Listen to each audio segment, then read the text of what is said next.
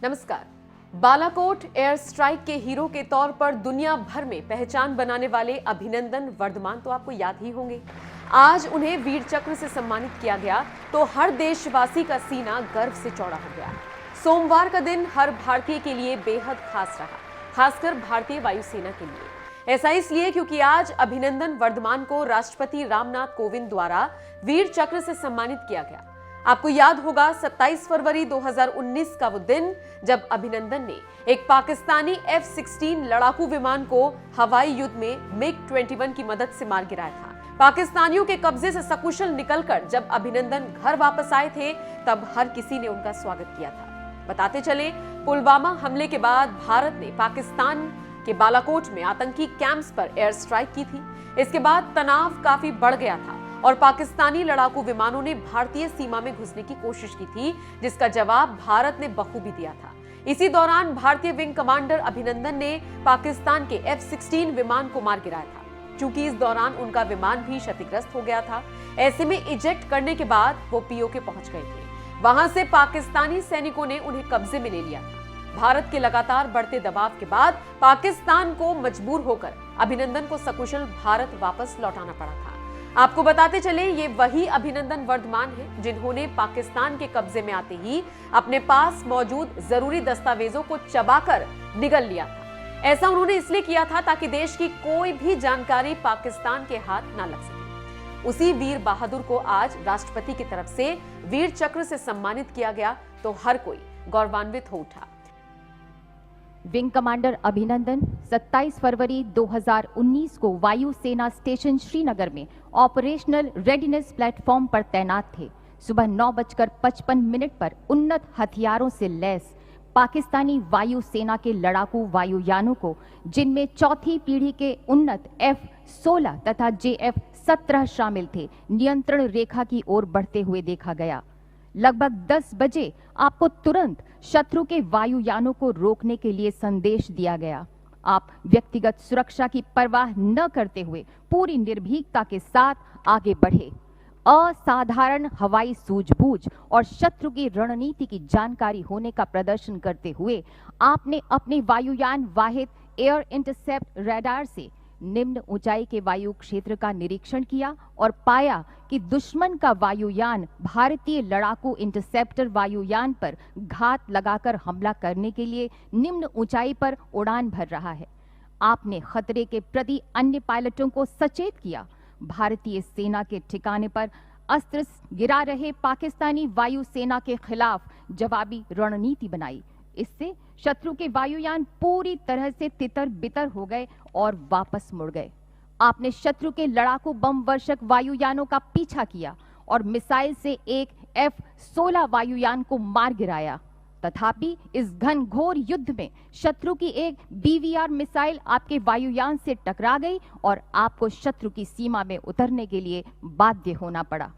एक युद्धबंदी के रूप में कैद होने के बावजूद आप पूरे संयम, बहादुरी और गरिमापूर्ण तरीके से शत्रुओं से पेश आए।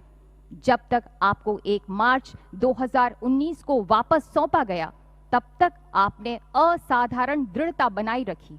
इस कार्य से सभी सशस्त्र बलों का और खास तौर पर भारतीय वायुसेना का मनोबल बढ़ा। इस प्रकार विंग कमांडर वर्धमान अभिनंदन ने अपनी व्यक्तिगत सुरक्षा की परवाह न करते हुए अपने कर्तव्य के प्रति असाधारण समर्पण तथा शत्रु के सामने अदम्य साहस और शौर्य का प्रदर्शन किया। ग्रुप कैप्टन वर्धमान अभिनंदन।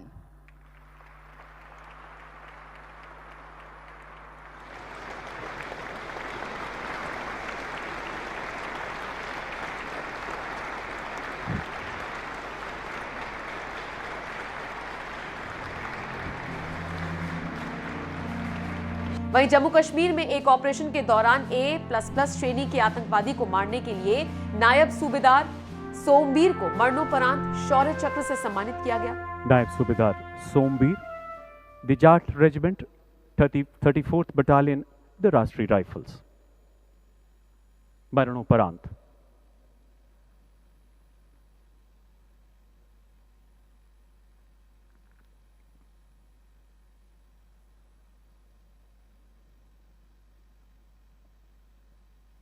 नायब सूबेदार सोमवीर 34 राष्ट्रीय राइफल्स जाट की उस असॉल्ट टीम का हिस्सा थे जिसने जम्मू कश्मीर में एक महत्वपूर्ण ऑपरेशन की योजना तैयार की तथा उसे अंजाम देते हुए 3 कट्टर आतंकवादियों को मार गिराया। लक्षित मकान की घेराबंदी करते समय नायब सूबेदार सोमबीर ने विशिष्ट सैन्य कुशलता तथा साहस का परिचय देते हुए आतंकवादियों के बच निकलने के सबसे संभावित रास्तों पर अपनी और अपने साथी की तैनाती की। एक आतंकवादी ने भीषण गोलीबारी के साथ साथ ग्रेनेड दागते हुए उस घेराबंदी को तोड़ने का प्रयास किया, जिसमें उनका एक साथी गंभीर रूप से घायल हो गया। नायब सूबेदार सोमबीर ने अपने साथी को खतरे में देख स्वयं के प्राणों की परवाह न करते हुए जख्मी होने के बावजूद आमने सामने की लड़ाई में उस आतंकवादी को मार गिराया। बाद में उसकी पहचान एक खूंखार विदेशी आतंकवादी के रूप में की गई। सीने में एवं गर्दन में गोलियां लगने के कारण अंततः वो वीरगति को प्राप्त हुए। नायब सूबेदार सोमबीर ने भीषण चुनौतीपूर्ण परिस्थितियों में असाधारण वीरता, अनुकरणीय नेतृत्व क्षमता तथा अटूट निस्वार्थ सेवा भाव का परिचय देते हुए राष्ट्र के लिए सर्वोच्च बलिदान दिया। स्वर्गीय नायक सूबेदार सोमबीर की पत्नी श्रीमती सुमन देवी एवं माता श्रीमती राजेंद्र देवी।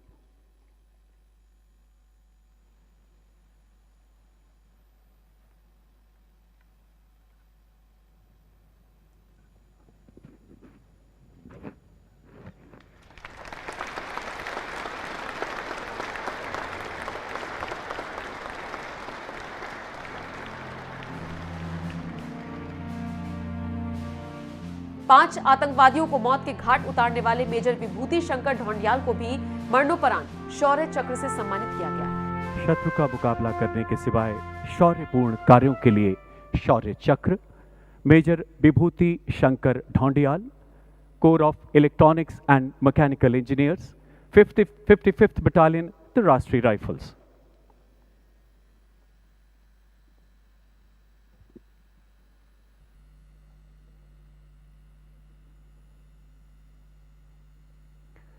जम्मू कश्मीर के पुलवामा जिले में तैनात मेजर विभूति शंकर ढोंडियाल ने अपनी बटालियन में आने के तुरंत बाद से ही कई सफल अभियानों का उत्कृष्ट नेतृत्व करते हुए अद्वितीय पराक्रम का परिचय दिया। 14 फरवरी 2019 को पुलवामा के सीआरपीएफ काफिले पर हुए आईईडी हमले के लिए जिम्मेदार आतंकवादी समूह की गांव पिंगलाना, जिला पुलवामा में मौजूदगी की सूचना मिलने पर 18 फरवरी 2019 को चलाए गए अभियान का मेजर विभूति शंकर ढोंडियाल ने नेतृत्व किया। खोजबीन के दौरान आतंकवादियों द्वारा की गई अंधाधुंध गोलीबारी में घायल होने के बावजूद इस जांबाज अधिकारी ने अपने रणकौशल से आतंकवादियों की गोलीबारी का मुंह तोड़ जवाब दिया। अपने प्राणों की परवाह न करते हुए वो छुपे हुए आतंकवादियों की गोलियों की बौछारों के बीच रेंगते हुए उनके नजदीक पहुंचे। भागते हुए आतंकवादियों पर सटीक गोलीबारी करते हुए एक कट्टर आतंकवादी को मार गिराया।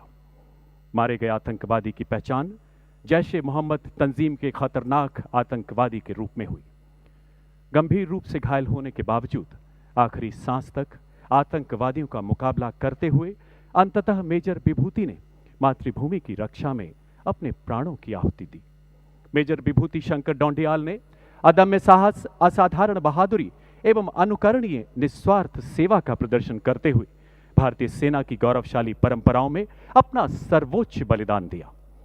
स्वर्गीय मेजर विभूति शंकर ढोंडियाल की पत्नी लेफ्टिनेंट नितिका कौल एवं माता श्रीमती सरोज ढोंडियाल।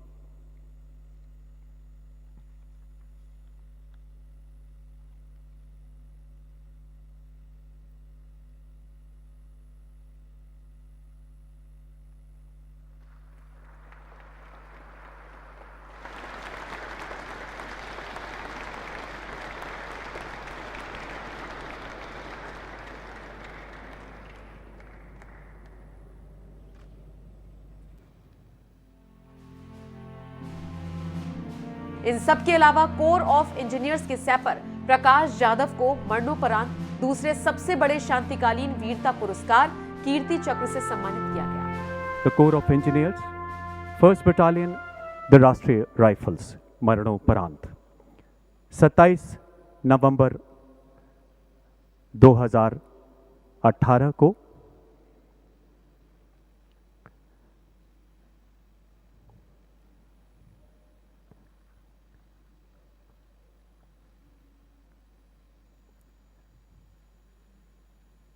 जम्मू कश्मीर में अनंतनाग जिले के रेडबानी वाला गांव में आतंकवादियों के मौजूद होने की सूचना मिलने पर एक घेराबंदी एवं तलाशी अभियान चलाया गया। इस अभियान की अगुवाई करते हुए सैपर प्रकाश जाधव ने रक्षा कवच की मदद से अपने साथियों के साथ सुबह लगभग 3:30 बजे निर्धारित घर में प्रवेश किया। तलाशी दल को सीढ़ियों के ऊपर आता देख आतंकवादियों द्वारा शुरू की गई अंधाधुंध गोलीबारी के बीच अपने साथी के लिए उत्पन्न हुए खतरे को भांपते हुए सैपर प्रकाश जाधव ने अपने प्राणों की परवाह न करते हुए अपने साथी को पीछे धकेलकर सुरक्षित किया। आतंकवादियों की गोलियों की बौछार के बीच अपने सटीक निशाने से एक आतंकवादी को मार गिराया। इसी दौरान दूसरे आतंकवादी ने गोलीबारी करते हुए तलाशी दल पर पेट्रोल बम से हमला किया। कुशल नेतृत्व क्षमता और संयम दिखाते हुए सैपर जाधव ने अपने साथियों को बाहर निकलने का निर्देश दिया। इसी दौरान गोली लगने से घायल होने के बावजूद आतंकवादियों का निडरतापूर्वक मुकाबला करते हुए दूसरे आतंकवादी को भी निरस्त कर दिया। इस बीच पेट्रोल बम की आग पूरे घर में फैलने से सैपर प्रकाश जाधव घर से निकलने में विफल रहे।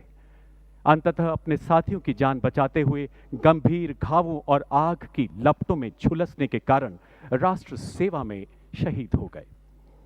सैपर प्रकाश जाधव ने अदम्य साहस, अनुकरणीय कर्तव्य परायणता तथा असाधारण सेवा भाव का परिचय देते हुए भारतीय सेना की उच्चतम परंपराओं के अनुरूप अपना सर्वोच्च बलिदान दिया। स्वर्गीय प्रकाश जाधव की पत्नी श्रीमती रानी प्रकाश जाधव एवं माता श्रीमती शारदा जाधव।